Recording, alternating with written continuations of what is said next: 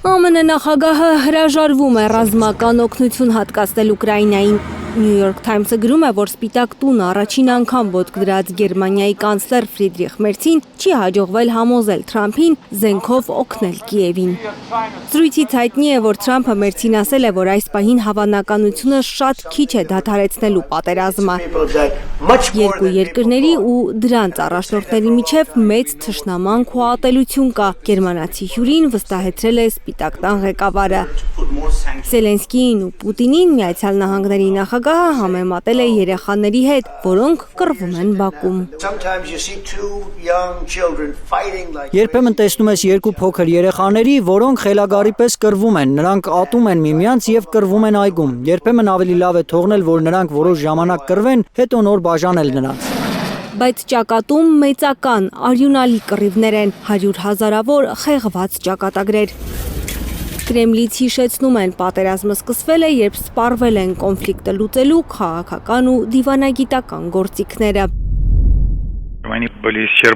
Դրանք սպառվել են այն պահից, երբ արևմուտքը մերժեց մեր բոլոր նախաձեռնությունները։ Լուսադեմին հրթիռակոծվել է Ուկրաինայի մայրաքաղաքը, 4 մարդ է զոհվել, 20-ը վիրավորվել են։ Ինտենսիվ գրոհը մի քանի ժամ է տևել, կիրառվել են թևավոր հրթիռներ, կամիկաձե անօդաչու թռչող սարքեր։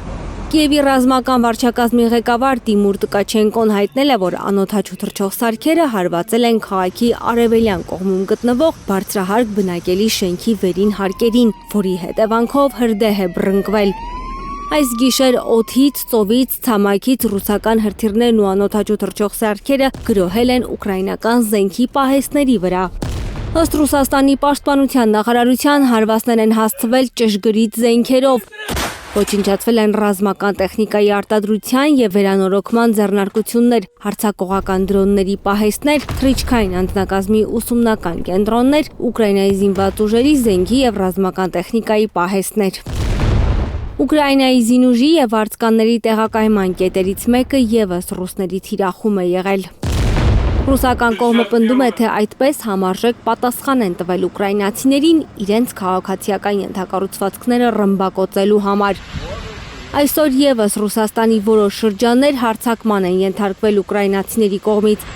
174 անօդաչու թռչող սարք են ոչնչացրել ռուսական հոբ համակարգերը Բրյանսկի, Ռոստովի, Սարատովի, Վորոնեժի, Կալուգայի, Կուրսկի մարզերում և Ղրիմում։ Սև ծովի վրա ռուսները որսացել են նաև 3 Նեպտուն տիպի կառավարվող հրթիռներ։ Հասմիկ Սերոբյան, Հարություն Մաթևոսյան, Հայլուր։